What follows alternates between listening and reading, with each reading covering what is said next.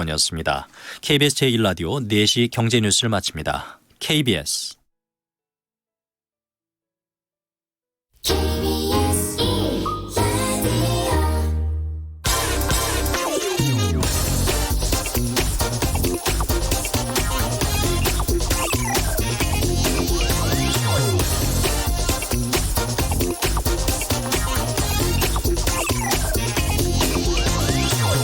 지난 12, 16 부동산 대책 이후 언론에서 나온 반응은 주로 이런 것들이었습니다.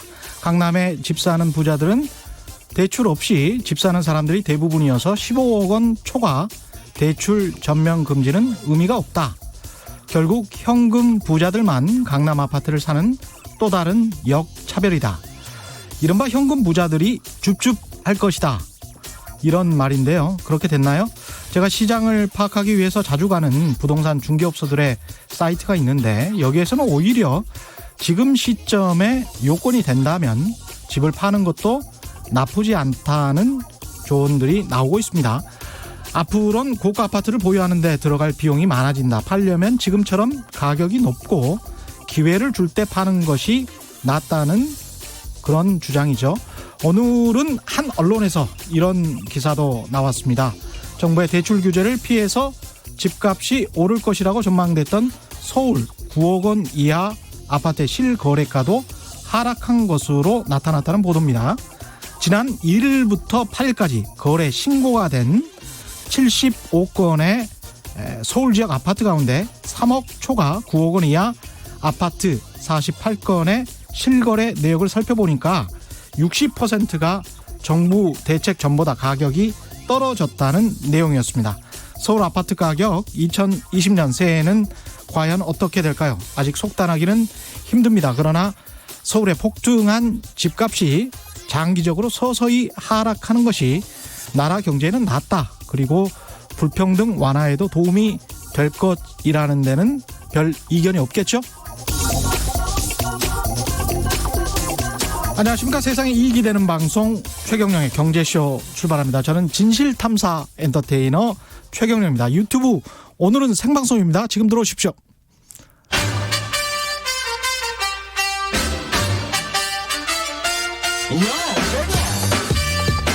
최경영이 원하는 건 오직 정의. 경제 정의를 향해 여러 걸음 깊이 들어갑니다.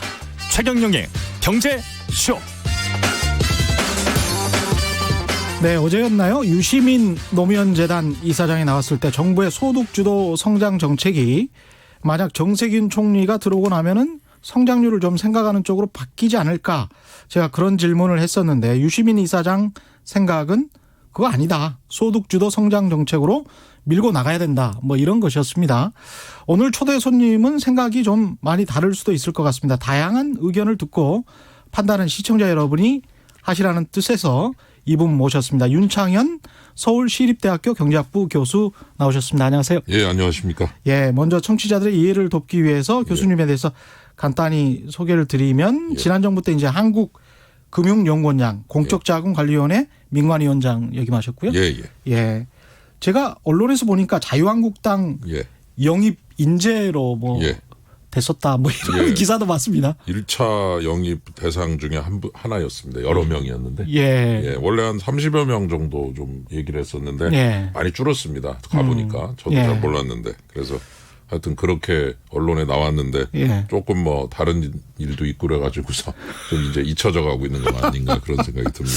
예, 그래서 민부론도 그때 이제 자유한국당 황교안 대표가 주도해서 만들었는데 그때 그 민부론의 밑그림을 그린 분이다 이렇게 소개해드려도 될까요? 너무 좀 저한테 과장된 표현인 것 같고요. 여러 70여 분의 교수님들, 전문가들이 같이 70분. 작업을 했고요, 공동으로. 예, 국회의원들 중에서도 이제 경제통들은 다 들어가셨고요.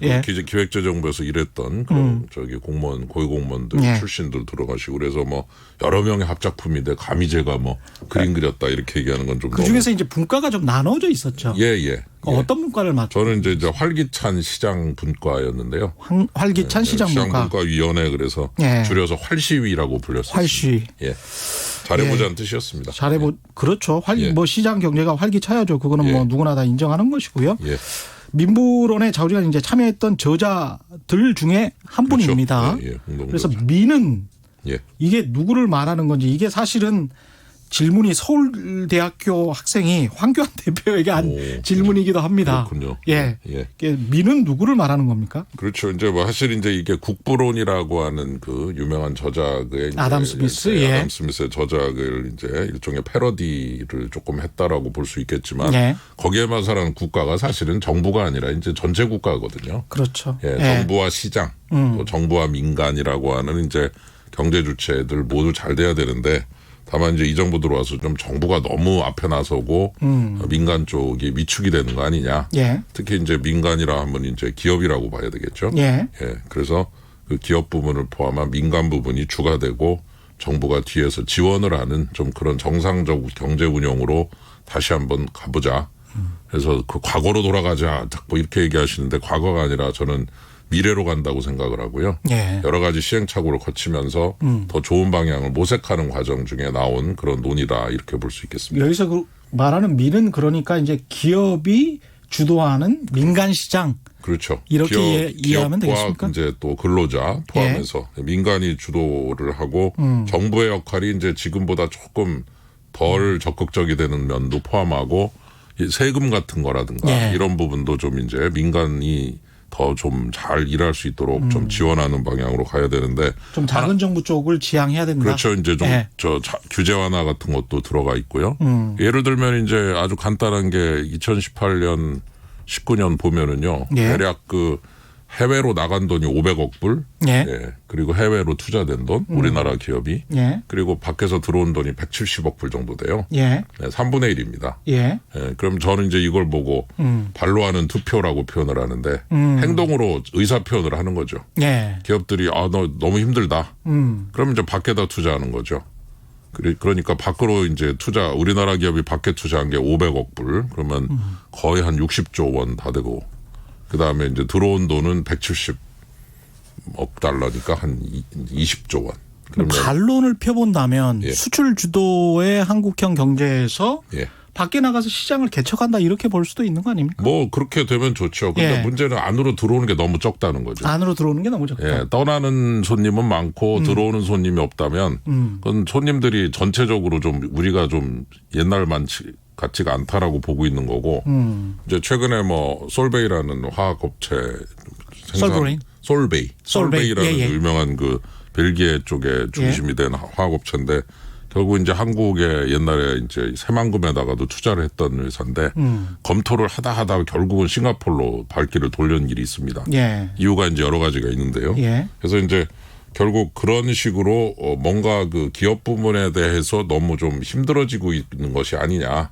이제 그런 의미에서 이제 그런 민이라고 하는 것이 기업을 포함해서 좀 이런 그 투자들이 잘 되고 일자리가 많이 만들어지기 위한 방법으로 민간이 중심이 된다는 의미를 거기다 부여를 했다라고 보시면 될 것 같습니다.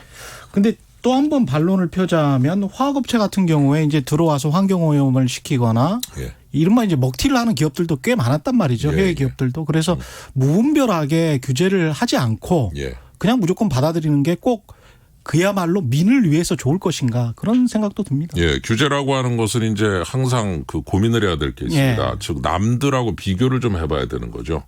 필요하다 그러면 도입한다. 오케이. 근데 그렇게 쭉 필요하다고 그래서 해놓고 보니까 나중에 보니까 우리나라가 전 세계에서 최고 수준의 가장 강한 수준의 규제를 지금 하고 있다라면 그러면 이제 그건 얘기가 달라지는 거죠. 그래서 가장 최고 수준의 규제라는 거는 화관법을 이제 그 화학물질 관리법 관련돼서 솔베이 쪽에서 나온 얘기입니다. 그래서 뭐 그거를 이제 솔베이 측의 주장인 것이죠. 그렇죠. 그래서 이제 하여튼 우리나라에 이제 그 투자하는 것을 이제 보류를 해버렸던 취소를 해버렸던 일이 있는데 그런 식으로 이제 그 명분을 통해서 필요하면 도입할 수 있다라고 하는 이런 부분이 실리적으로 볼 때 너무 그게 비용이 크고 여러 가지 면에서 부작용이 있다면 이제 고민을 해봐야 되는 거죠. 그래서 완벽한 규제, 완벽한 환경이라고 하는 것은 어떤 법으로 만들어도 힘든 부분이 있기 때문에 정부의 역할이 그런 걸 하지 말자는 게 아니라 하긴 하는데 좀 효율적으로 실리적으로 좀 하자는 거고요. 그런 의미에서 이제 필요한 부분은 좀 잘 좀 봐야 된다는 얘기가 듭니다. 이 규제를 좀 완화해서 경제를 살려야 된다는 데는 누구나 동의는 할 것 같은데요. 근데 역으로 보면 이게 이명박 정부 때나 박근혜 정부 때는 이른바 이제 시장을 중심으로 한 경제를 주창을 했단 말이죠. 근데 그때 그러면 그 많은 규제들을 왜 못 없앴을까요? 그거는 뭐 이제 그 당시에 정부가 뭐 여러 가지 또 다른 면도 고려를 했어야 됐고 박근혜 정부 같은 경우는 경제 민주화라고 하는 또 화두가 있었죠. 그래서 그런 화두들이 제대로 이제 작동을 했느냐라는 건 차치하고라도 완벽한 시장 중심이었는가. 그 정부들이. 저는 그렇게 보지 않습니다. 그러니까 이명박 정부나 박근혜 정부도 완벽한 시장 중심 정부는 아니었다고 봅니다. 예. 그렇기 때문에 그건 그렇게 한번 해보려고 했던 방향은 있으나 지금 와서 돌이켜보면은 실제로 정책이 예를 들어 2008년 금융위기 이후에 나타난 정책들이라든가 또는 뭐 경제 민주화를 하면서 제대로 했다 안 했다를 떠나서 그걸 하려고 시도를 하는 과정이 과연 완벽한 시장 중심 경제 운영이었는가? 그거는 별로 그렇지 않았다라고 볼 수밖에 없죠. 그렇죠. 그래서 그런 면에서 저는 이게 이제 그렇게 하려고 했던 의도만 보면 안 되고 실제로 무엇이 이루어졌는가를 봤을 때는 시장 중심이라는 개념이 완벽하게 구현됐다라고 볼 수는 없다 이런 측면이 있고요. 그리고 이제 앞으로도 민부론이나 이런 데서 그런 부분을 쭉 한번 돌이켜보면서 방향을 조금 바꿔보자라고 하는 거지 뭐 완전히 그냥 다 갈아엎어버리고 새로 하자 이런 거는 이제 지금 말씀하신 대로 굉장히 어려운 얘기가 되겠죠. 그러나 그러니까 방향은 중요하다고 봅니다. 교수님 말씀이 완벽한 시장 중심 경제의 방향으로 정부가 좀 가야 된다. 그래야 경제가 좀 활성화될 것이다. 그러니까 이 정부가 했던 정책들을 보면서 반면교사적으로 느끼는 것 중에 하나입니다. 누구나 좀 생각은 다를 수 있으나 그러나 이제 최근에 한 2, 3년 동안 경제가 어떻게 돌아갔는가 어떤 식으로 문제가 됐는가를 쭉 지켜보면 제가 그런 생각을 합니다. 경제는 왕도가 없구나. 이런 거 이쪽으로 가면 성장도 잘 되고 분배도 잘 된다. 너무도 아름다운 결과로 이어질 것이다. 이제 이런 부분을 듣고서 좀 한번 기대해 볼 수도 있지 않을까 했던 면이 있는데 역시나 뭐 그런 건 없더라고요. 그렇게 완벽하게 좋은 결과로 이어지질 않았다라는 것을 여러 군데서 확인을 하면서 그렇게 갈 수는 없다면 전공법으로 가는 것이 그나마 좀 난 게 아니냐 이런 생각을 하게 되는 거죠. 근데 이제 어떤 정부건 간에 그게 보수 정부건 이른바 이제 진보 정부나 자유주의 정부건 간에 대외적인 경제 상황에서 자유로울 수는 없지 않습니까? 그렇죠. 특히 지금 정부의 여건도 지금 미중 무역 협상이랄지 지난번에 이제 일본 수출 규제 같은 것도 있었기 때문에 지난해 같은 경우는 상당히 좀 어려웠던 측면이 있는데 그런 대외적인 요소와 정부의 지금 말씀하신 이 잘못된 정책, 규제 이런 것들과 관련해서 어느 것이 더 비중이 컸다라고 보시나요? 정부 지난해 성장률에 어떤 게 더 영향을 미쳤다? 2019년 성장률에 대해서는 한 3월 돼야 이제 성적표가 나오는데 뭐 2% 미치냐 위냐 가지고서 뭐 그럴 겁니다. 다 다른지만 하여튼 2%가 깨지면 충격이죠. 그만큼 힘들었다는 얘기인데 거기에서 이제 그런 단어가 생각이 납니다. 내우외환. 내우외환이었다. 그렇죠. 안쪽에도 있고 바깥쪽에도 있었습니다. 바깥쪽은 지금 말씀하신 이제 미중 갈등, 한일 갈등, 그리고 안쪽에는 역시 뭐 제가 볼 때는 임금 상승, 그리고 주 52시간. 예를 들어 주 52시간 같은 경우에 한 벤처기업인이 대통령과의 대화에서 그런 얘기를 한 일이 있습니다. 너무 지키기가 힘듭니다. 이 주 52시간은 지금 하고 있습니까? 이제 서서히 도입을 준비하고 있는 거죠. 이게 좀 1년 유예한다 그러지 않았나요? 300인 이상은 이제 하고 300인 이상은 하는데 이제 하고 있는데 300인 이상은 대기업이니까 나머지 하는데. 이제 준비를 해야죠. 그렇죠. 그래서 그리고 뭐 계도 기간 뭐 이런 얘기는 하지만 어차피 그쪽으로 갈 거는 이제 뻔하고. 그래서 이제 결국 지키기가 힘든 규제다. 현장에서. 그래서 이것도 규제로 보시는군요. 그렇게 느끼더라니까요. 기업인이. 아니 근데 이게 정책이라고는 하는데 지켜야 된다고 그러면 규제로 느낀다니까요. 그러니까 규제를 푼다라고 하면서 이런 규제를 추가한 거라는 면도 현장에서는 어차피 나한테 그동안 없던 새로운 룰이 생겼는데 그렇죠. 그 룰이 너무 지키기 힘든 룰이다. 그럴 때 그것이 예. 기업 현장에서는 너무도 힘드니까 자꾸 이 문제에 대해서 좀 완화해달라 이런 얘기를 하는데 그게 이제 말하자면 기업들이 활동할 때 부담이 되고 그것이 상당한 역할을 하고 있는 것 중에 하나가 외국인 주한 상공회의소 예. 회장이 한 얘기 중에 하나가 한국 기업에 한국으로 들어와서 특징 중에 또 좋은 것 중에 하나가 납품 기일을 참 잘 맞췄다. 예. 예. 근데 이제 점점 어려워지는 것 같다. 그래서 솔베이가 아까 말씀드렸던 거기가 들어오지 않았던 이유 중에 하나가 바로 이거였습니다. 주 52시간. 예. 그래서 그런 면에서 기업들이 부담을 많이 느껴요. 예. 이왕이면 이런 거 없는 데로 가는 거죠. 그래서 한마디로 내부 외환이라고 제가 표현을 했는데 예. 외부에서 있었던 충격은 어쩔 수가 없었다라는 것은 분명하고요. 그것까지 뭐 책임져라 이런 얘기는 할 수 없는 것이고 다만 내부적으로 기업들을 힘들게 한 여러 가지 새로운 제도나 규제들 혹은 정책들이 상당 부분 시행이 된 부분이 어려운 어떤 부담을 줬다는 거 이런 부분은 우리가 좀 잘 들여다봐야죠.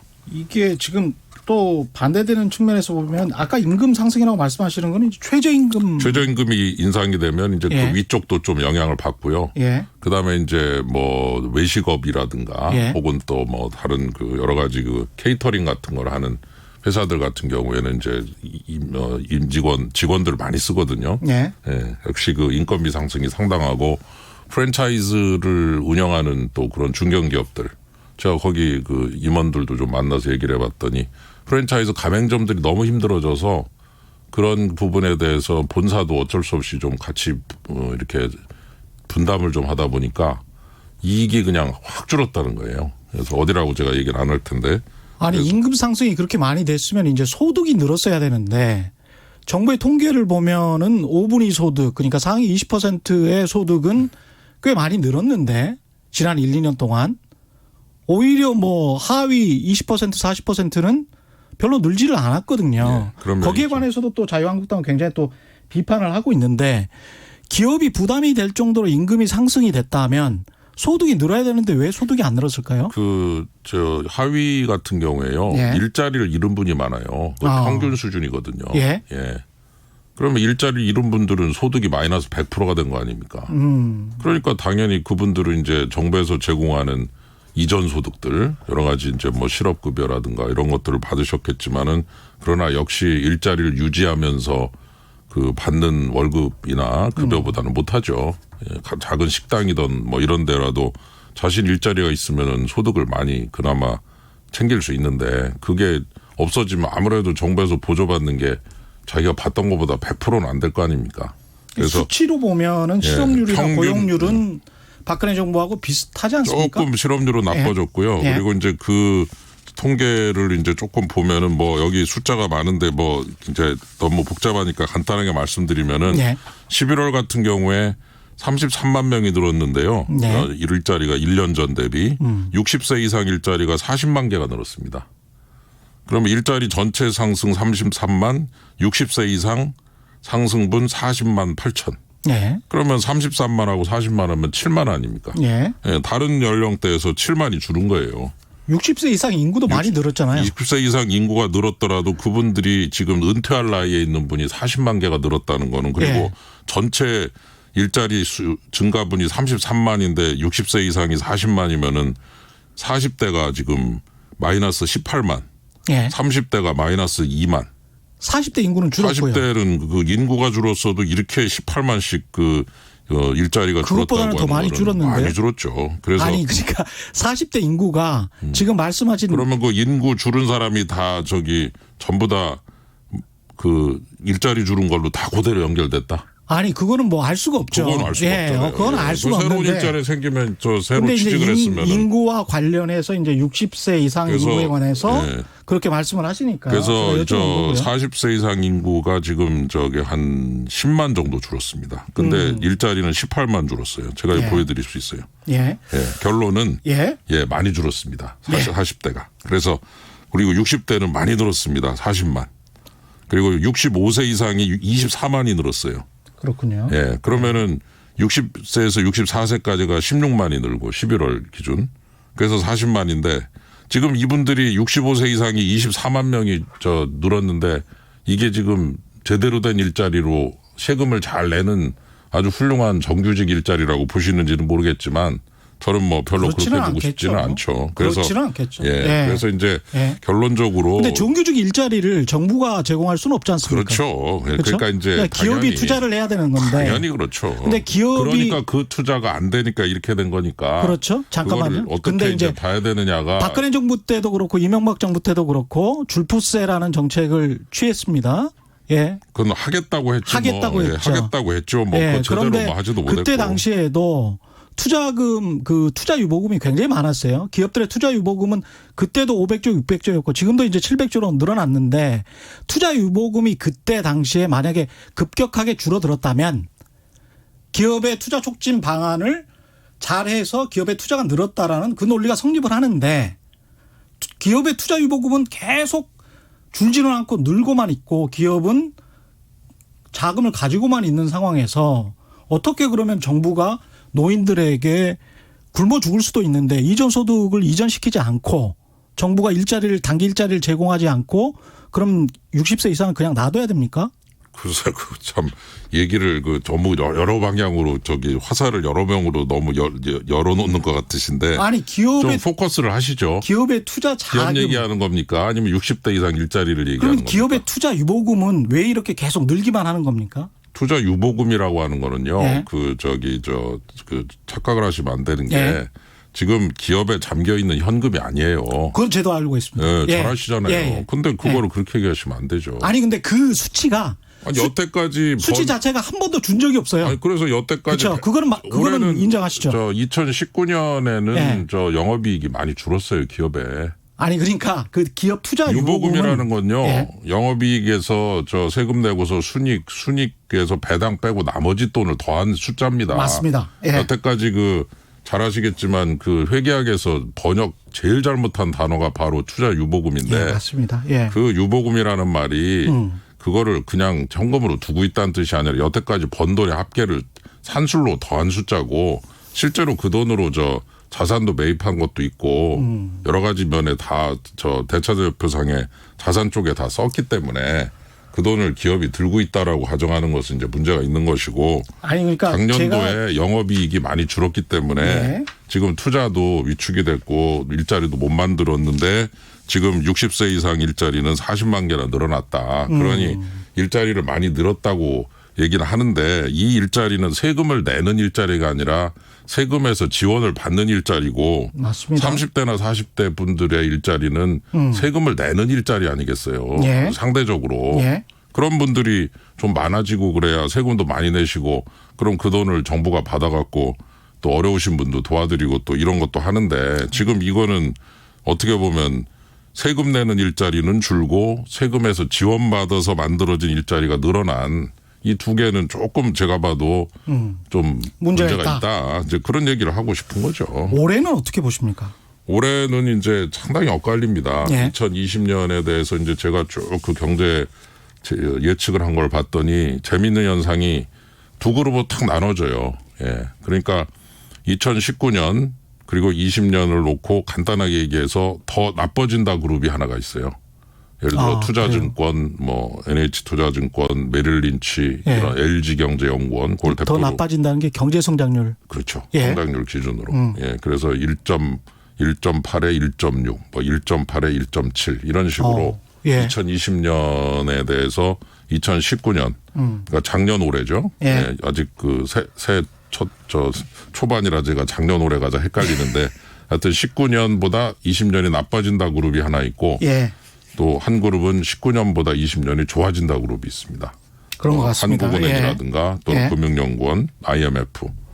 그래서 이제 제가 어떻게 이렇게 방향 자체가 달라지나 그래가지고 한번 쭉 봤더니 LG경제연구원하고 한국금융연구원 두 개말을 표본으로 보면 LG경제연구원은 기업 설비 투자가 마이너스 0.1%가 된다고 보고 있고요.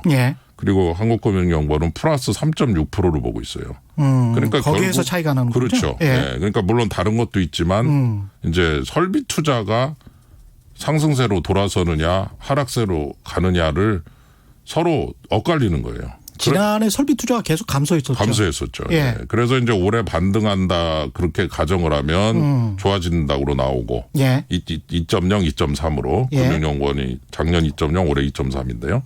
그런데 LG같이 마이너스로 간다라고 보니까 저 작년 2.0 정도, 올해 1.8 정도. 그래서 이제 지금 말씀하신 대로 이 첫째가 설비 투자고요. 예. 두 번째는 그 세계 경제 같은 경우도 IMF는 3.0에서 3.4로 가니까 세계 경제 평균적으로는 좋아진다. 그렇게 이렇게 예상을 했었죠.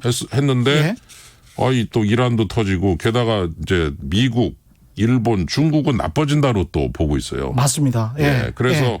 이제 세계 경제 내에서 세계 경제 전체가 좋아지는 걸 보면 우리나라도 좋아지는데 예. 미국, 중국, 일본은 나빠진다는 거를 강조를 하면 우리와 가장 밀접한 국가들 아닙니까? 그러니까 또 엇갈리는 거죠. 그래서 저는 하여튼 참 잘 되기를 바라지만 2020년이 이렇게 설비 투자 문제도 엇갈리고 예. 세계 경제 내에서 우리와 가까운 국가들은 나빠지고 우리와 별로 조금 관계가 조금 먼 국가들은 좋아져서 평균적으로는 좋아진다는 거 하고 가까운 국가 나빠진다는 게 겹치는 바람에 이 두 요소가 너무 강해가지고 이렇게 그 방향 자체가 엇갈리는 두 그룹이 딱 나눠지는 거는 참 드문 그 케이스예요. 그래서 약간 좀 2020년이 불투명하게 보시는군요. 예. 아니 이제 그 두 그룹이 예. 그래서 그 두 그룹을 놓고서 이제 어떤 식으로 이게 잘 정리가 되느냐라는 건 좀 봐야 되겠지만 또 이런 사태도 터지고 이래가지고 그렇죠. 세계 경제가 지금 3%가 깨질 거다는 얘기까지 지금 나오고 있어서 이렇게 되면 뭐 아무래도 맞습니다. 힘들어지는 거라서 예. 2020년도 좀 아까 말씀드린 내후외환적 관점에서 이게 왜 환 쪽에 조금 이게 뭐가 자꾸 생기는 게 아닌가. 예. 좀 이제 미중 갈등, 한일 갈등이 좀 끝내기 수순으로 갈 줄 알았어요. 그렇죠. 그랬더니 갑자기 또 이란 사태가 터지면서 상당히 좀 지금 걱정이 돼서 예. 앞으로 좀 잘 좀 경제 운영을 더 신중하게 해야 될 것 같다는 생각이 듭니다. 세계은행 같은 경우에 오늘 그 발표된 보도를 보니까 2.7% 당초 예상을 했었는데 세계 경제 성장률을 2.4%로 하향 조정했고요. 0.3. IMF 같은 경우에 3.4%를 계속 고수를 하고 있는데 세계은행이랑 1%포인트나 차이가 나기 때문에 그러네요. 예.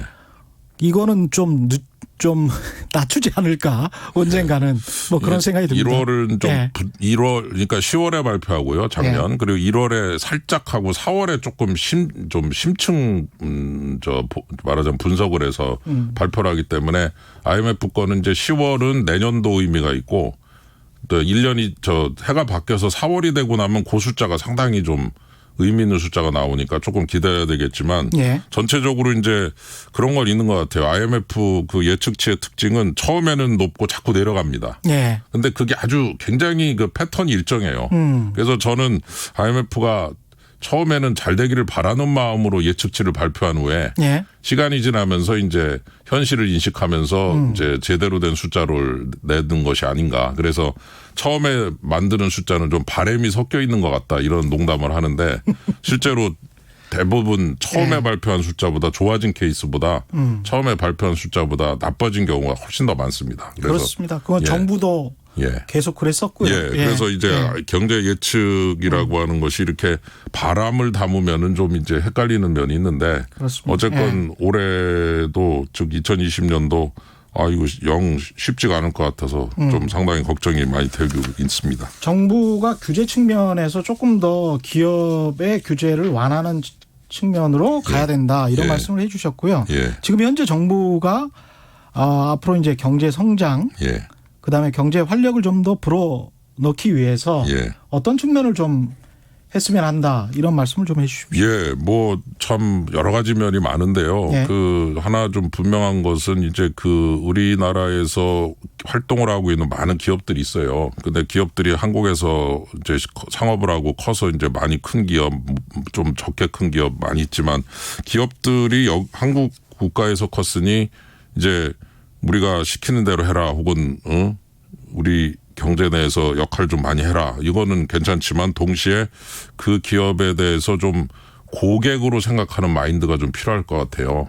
그래서 기업을 고객으로 생각해야 생각하면 이제 된다. 귀를 담아 듣게 되거든요. 뭐를 원하냐. 예. 그러면 이제 아까 말씀하신 규제 완화 같은 것들이 이제 나오면 예. 그러면 이제 뭐라고 공격을 하냐면 아니 규제 완화가 그 기업한테 몇몇 기업에 특혜를 주는 거 아니냐. 예. 예. 몇몇 기업만 위로운 거 아니냐. 그러면 그때 정부가 저는 자신감을 가지고 정부가 무슨 특혜를 주라는 게 아니라 바로 정부가 원하는 정책 결과를 얻기 위해서 일종의 유인 체계를 제공하는 거다. 예. 그렇게 해서 몇몇 기업이 더 많은 기업이 거기에 호응을 해서 열심히 투자도 하고 일자리 만들고 세금 내면 그거 가지고 정부가 원하는 결과를 얻을 수 있지 않느냐. 그리고 그 돈 가지고 어려운 분들한테 지원도 많이 할 수 있지 않느냐. 이렇게 규제 완화로 인해서 생기는 어떤 그 인센티브 내지 유인 체계를 특혜라고 자꾸 얘기를 하는 목소리에 대해서 좀 더 자신 있게 뭐 정부가 뭘 따로 뒤로 뭐 돈 받고 이런 시대가 아니지 않습니까? 정정당당하게 이런 유인 체계를 제공하고 그 유인 체계 결과를 국민 경제 전체로 확산될 수 있도록 이렇게 자신 있게 접근을 하면 되는데 자꾸 규제 완화를 한 결과 나타나는 플러스 알파를 그 기업에 대한 특혜로만 인식을 하면 그다음엔 규제 완화를 할 수가 없어요. 겁이 나서. 예. 그래서 저는 그런 당당한 태도 국민들에 대해서 이거를 지금 국민 전체 경제의 과실로 나누고자 하는다. 예. 기업에 주식이 뜨면은 주식 투자한 사람이 또 한두 사람이 아닌 이상 예. 기업의 투자자들도 이익을 보는 거고 배당을 받아서 이익도 내는 거고 하는 거 아니겠습니까? 예. 그래서 저는 좀 이런 문제에 대해서 정부가 당당하게 접근을 하면 그러면 많은 또 국민들이 그런 진정성을 믿고 따라온다고 그럴 때 경제 활성화가 좀 될 면이 있어서 저는 그 기업들의 목소리를 좀 많이 새겨 듣고 동시에 그 얘기를 반영을 할 때 그것이 그 기업에 특혜를 주는 게 아니라 유인 체계를 제공한다는 자신감을 가지고 좀 접근을 하는 이런 그 부분이 좀 상당히 필요하지 않나 생각을 합니다. 예. 배당소득 같은 것은 이제 팩트로 제가 말씀드려야 될 것은 일반적으로 배당소득을 우리가 많이 가져가지는 않죠. 일반 국민들이. 예. 아니 보통 주식을 가지고 있는 사람은 가져가고요. 그다음에 배당소득의 또 하나 80% 이상이 이제 상위 5%가 다 가져가는 거죠. 그런데 이제 이런 것도 있어요. 국민연금이 지금 거의 우리나라 주식 이제 10% 가까이 가진 게 많아요. 근데 그 주식들이 좋은 주식이 많거든요. 그러면 국민연금한테 배당을 주면 국민연금이 그 돈으로 우리 국민연금 생활자들한테 또 지원을 할 수 있는 거 아닙니까? 그러니까 제가 볼 때는 이 기업들이 잘 돼서 뭔가 이렇게 돈들이 돌면 그게 어떤 형태로든 국민 경제 전체에 퍼질 수 있는 메커니즘이 옛날보다는 좀 많이 생겼다고 좀 보기 때문에 그 부분에 있어서는 좀 더 열린 자세로 보면은 많은 것들이 보이고 이런 것들을 잘 돈이 돌게 만들고 나서 그다음에 그거를 잘 퍼뜨리면 되는 거죠. 두 번째로 지적하신 거는 이제 유인 체계라는 말씀을 하셨습니다. 그래서 첫 번째는 규제 완화, 두 번째는 유인 체계, 인센티브라고 들리기도 하는데요. 이게 이제 정확히 뭔지 그 송영하 님도 이런 말씀을 하셨는데요. 구체적으로 규제가 뭔지 설명 부탁드립니다. 왜 규제가 필요한지 역설적으로 알 수 있게요. 그러면서 이제 규제가 도대체 뭐냐? 정부의 나쁜 규제가 이런 질문이 나왔고요. 그다음에 이제 유인 체계라는 게 인센티브라면 인센티브가 법인세 인하 같은 것을 지칭하시는 건지 좀 더 구체적으로 좀 말씀을 해 주십시오. 그러니까 이제 예를 들어서 제가 스위스에 갔더니 융프라우라는 그 산 꼭대기에 가는데 철도 기차 타고 갔거든요. 그렇죠. 그래서 그 휴게소 가면 이제 우리나라 컵라면 있지 않습니까? 그거를 아주 맛있게 먹었던 기억이 나는데 우리는 뭐 얼마 전에 보니까 그 케이블카 하나 만드는 것도 좀 상당히 난항을 겪고 있더라고요. 설악산 말씀하시는 거죠?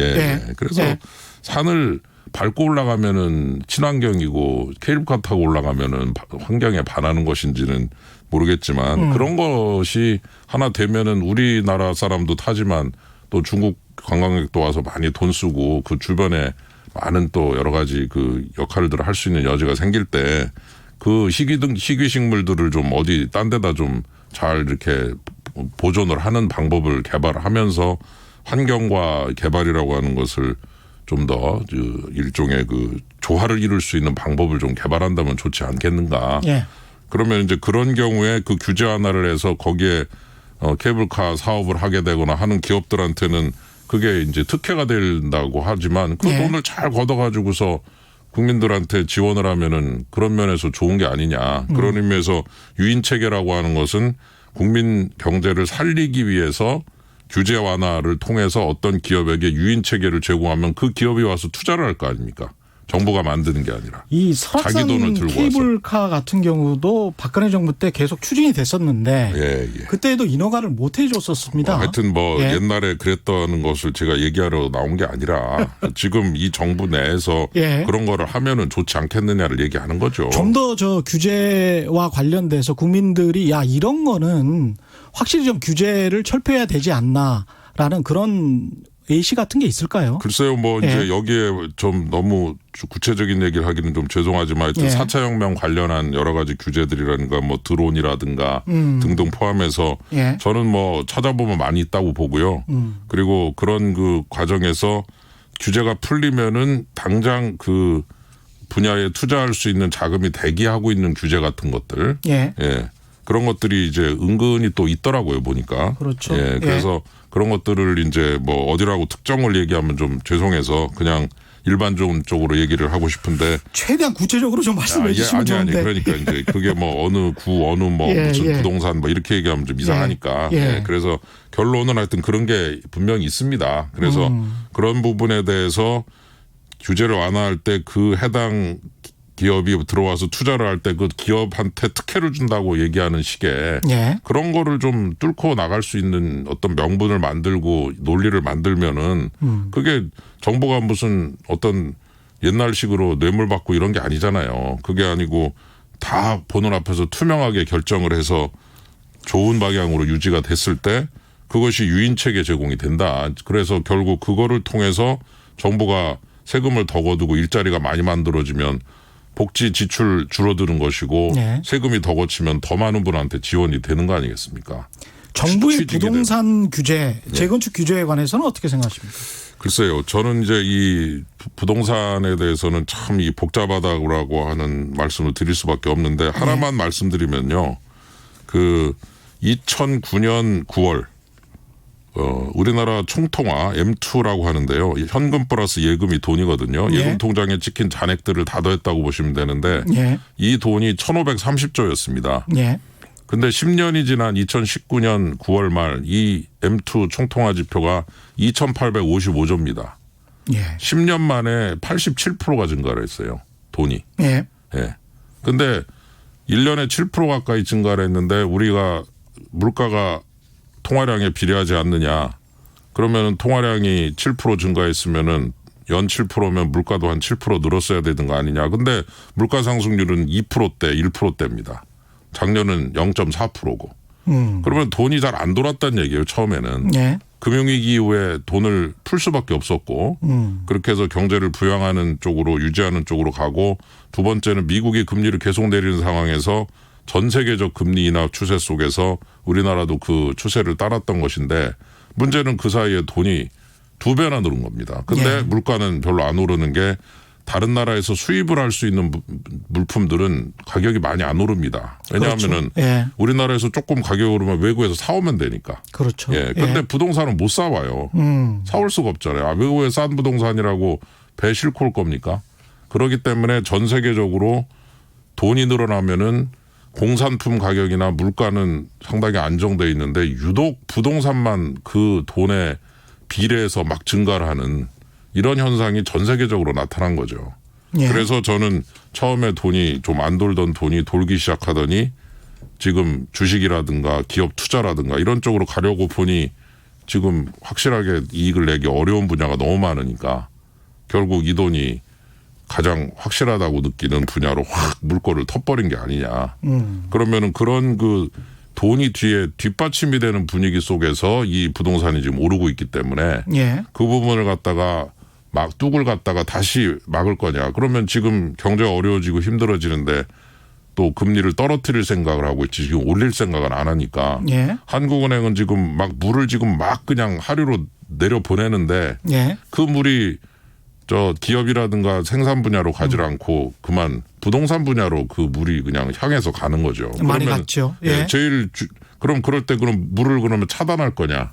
금리 올려서 다시 통화량 줄일 거냐? 봤더니 또 기업 부문이나 다른 부분에선 지금 힘들고. 돈 없다 힘들다고 예. 막 이러니 그렇죠. 이걸 줄일 수가 없어요. 예. 예. 그래서 저는 지금 이 돈의 흐름에 이상이 생긴 거다. 그래서 이번 부동산을 보는 시각은 단순하게 뭐 몇몇 투기꾼이 올렸다 이런 식의 시각보다 조금 더 복합적으로 국제 상황과 국내 상황의 복합적인 상황 하에서 국내 자금 흐름에 약간 이상 현상이 발생한 것이 아니냐. 갈 데가 없는 돈이 골로 가서 유독 그 부분에 그 물가 부동산만 올리니까 국지적 인플레예요. 근데 전 그 물가는 0%대예요. 거의 디플레라고 막 얘기할 정도예요. 그러면 전체 물가는 디플레나 제로인데 유독 그 몇 분야 부동산만 국지적 인플레. 이건 지금 자금 흐름에 이상이 생긴 걸로 일단 봐야 되거든요. 그래서 제가 그 교수님께 드린 질문은 예. 재건축 규제를 하는 것이 예. 지금 정부에서 하는 것처럼 예. 강남권을 중심으로 한 재건축 규제나 대출 규제를 하는 것이 타당한가라고 근데, 여쭤봤고요. 그 타당이 그것과 관련해서 잠깐만요. 이제 황교안 대표가 환경 비즈니스에서 인터뷰를 한 내용은 집값 같은 경우에 자유한국당이 집권을 하면 시장 자율에 맡길 수 있도록 결정하도록 하겠다. 그러니까 시장 자율에 맡기겠다. 재건축 규제를 하지 않겠다. 이게 이제 자유한국당 황교안 대표의 말씀인데 교수님 생각은 재건축 규제나 대출 규제에 관해서 어떻게 생각하시는지 그걸 여쭤보는 겁니다. 예, 그러니까 재건축 규제나 대출 규제를 하는 이유가 뭐냐. 부동산 값을 안정시키기 위한 거 아니겠습니까? 그렇죠. 예. 예. 그러니까 제가 그 얘기를 한 거죠. 처음에 돈 얘기를. 예. 쉽지 않다라는 거죠. 일단. 제가 돈이 볼 너무 때는 많이 풀려서. 돈이 너무 많이 풀려서. 그러니까 그렇게 많이 풀린 돈이 이런 시장- 규제로는 쉽지 않다. 그러니까. 예. 그러니까 그 주식 시장으로 가고 기업 투자로 가고 돈이 저쪽으로 물꼬를 쫙 트면은 부동산에 올 돈이 많지가 않으면은 뭐 거기서 크게 오를 일이 뭐가 있겠습니까? 다 좋은 데로 가는데. 근데 그쪽으로 가려고 보니 이거 어디다 투자를 해야 되느냐. 뭐 주식 지금 그렇게 크게 오르지도 않고 더군다나 생산적인 분야의 기업들의 수익이 좋지가 않고 투자도 잘 안 되고 예. 그런 상황이다 보니 이게 어떻게 하다 그냥 그쪽으로 물꼬를 팍 떠버렸는데 그런 상황을 누가 나와서 야, 다 나와 내가 막을게 이렇게 얘기하면은 그 막겠다고 그걸 안정시키겠다고 하는 그런 그 주장이나 생각이 방향은 맞고 의지라든가 의도는 참 좋은데 예. 그럼 실제로 성과가 그렇게 나겠는가 이제 그거를 제가 얘기하고 있는 거죠. 그러니까 생산적인 곳으로 돈이 갈 수 있도록 갈 수 있도록 물꼬를 좀 터줘야 된다. 그게 예. 우선돼야 된다는 거죠. 예. 그런 인식을 복합적으로 하면서 이 문제를 바라보면 예. 일단 돈이 저쪽으로 쫙 가게 만들어 주면은 부동산 쪽에 갈 돈이 줄어들죠, 당연히. 그래서 근데 그쪽으로 갈 수 있는 물꼬를 잘 못 튼 상태에서 이거를 이쪽으로 틀은 돈을 다 막아보겠다. 그럴 때 그것이 참 좋은 의도고, 예. 예, 참 부동산 안정시키겠다는 누가 그거를 뭐라고 그러겠습니까? 저도 찬성입니다. 문제는 결과적으로 그게 말한 대로 될 거냐라고 할 때, 이게 이 흐름을 어떻게 막을 수 있을까? 거시경제의 흐름상 쉽지 않다. 쉽지 않다. 그런 얘기를 전제로 해서 제가 지금 말씀드리는 거고, 저는 이제 건조하게 좀 말씀드리고 싶은 거고요. 잠깐만요. 예, 교수님. 문자가 좀 와 있어서요. 소개를 좀 해드리겠습니다. 전 정부들에서 기업 배려해줘서 기업이 어떤 일들을 했나요? 전혀 아니었던 것 같은데요. 전 정부들 서민은 뒷전이고 그나마 이번 정부에서라도 서민 경제에 마음 좀 쓰는 듯이라는 의견도 있었고요.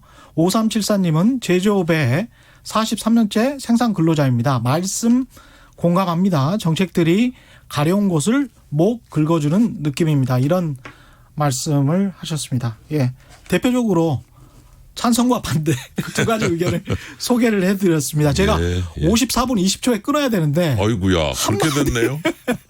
한마디 우와. 말씀밖에 못할 것 같아요. 마지막으로 세상에. 못한 말씀 짧게나마. 예.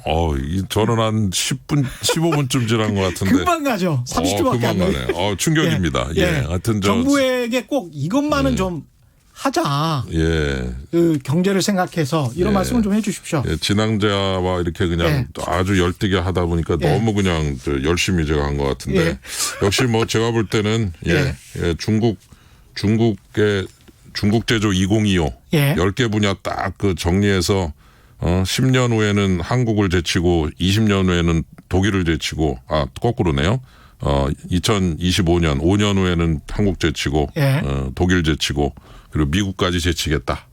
이런 그런 비전을 제시했다가 그냥 미국하고 지금 한판 붙게 된 상황인데요. 예. 예, 저는 뭐 좀 우리 정부도 예. 한번 이런 좀 결기찬 한번 화끈한 장기 플랜을 하나 좀 만들어서 확실하게 좀 추진을 하면은 많은 지지를 받으면서 또 좋은 그런 결과로 이어지지 않을까 그런 생각이 듭니다. 알겠습니다. 지금까지 윤창현 서울시립대학교 경제학부 교수와 함께했습니다. 오늘 말씀 고맙습니다. 네, 감사합니다.